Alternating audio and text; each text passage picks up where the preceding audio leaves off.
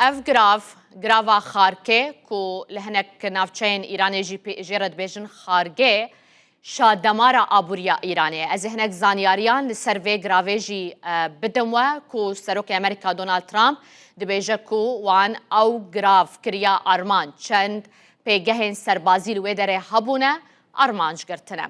اف گراف سال 1971 کتیه دست ایرانی ده. لپارێزگەها بوشەهریا ئیرانê dikeve di nava Kendavê de. Rûberekî xwe yê biçûk heye, lê giringiyeke xwe ya stratejîk ya gelekî zêde heye. Rûberê xwe tenê 20 kilometrên çargoşe ye, lê bi yek ji navendên herî giring yê berhemanîna petrolê û henardekirina wê li Îranê tê naskirin. Lewma bi şademara abûriya Îranê tê hejmartin.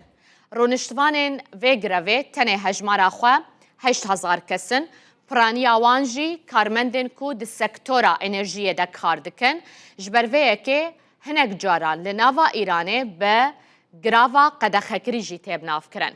Çima giringiyeke xwe ya stratejîk heye. Data û amarên di vê derbarê de têne belavkirin nîşan didin ku 90% ji petrola ku ایران هنارده دکه بریکا و گراویه. هر وها روبره و جسدی نوت جبو پیشسازیا پتروله هاتیه ترخان کرن. 40 انبار ده پوین سوتمنیه لخارکه هنه کدکاره 20 میلیون برمیل پتروله انبار بکه. لگوری داتاین کو دمها مها سبات ده هاتنه بلاف کرن جوه گراوه 2,300,000 برمیلên petrolê rojane hatiye henardekirîn ku nîvê wê ji bo welatê Çînê bûye.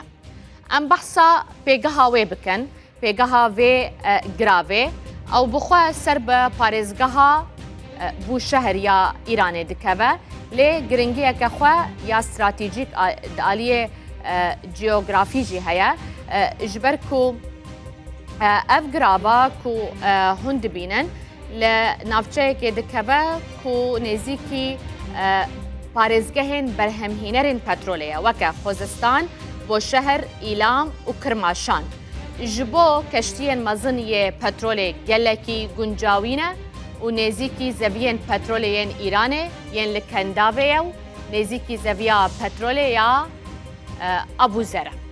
Kompaniyên herî diyar yên ku li grava xarkê kar dikin, kompaniya niştimaniya petrola Îranê ye, kompaniya petrola binavê ya Îranê, kompaniya termînalên petrola Îranê, herûha kompaniya pîşesaziya petrokîmyayî ya Îranê. Ev hemû kompaniyên herî giring û xuyan e ku li xarkê kar dikin.